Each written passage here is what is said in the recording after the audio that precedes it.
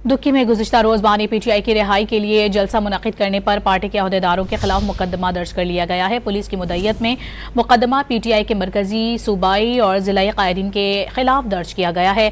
अमजद नियाज़ी, दाऊद खान काकड़ और सद्दाम तरीन समेत 17 अहदेदारों को मुकदमे में नामजद किया गया है। मुकदमे के मतन के मुताबिक जलसा डिप्टी कमिश्नर की इजाज़त के बगैर मुनक़िद किया गया। जलसे में मुक़र्रिरीन ने रियासत मुखालिफ तकारीर की।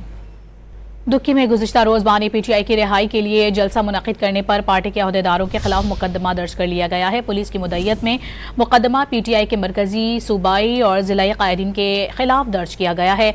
अमजद नियाज़ी, दाऊद खान काकड़ और सद्दाम तरीन समेत 17 अहदेदारों को मुकदमे में नामजद किया गया है। मुकदमे के मतन के मुताबिक जलसा डिप्टी कमिश्नर की इजाज़त के बगैर मुनक़िद किया गया।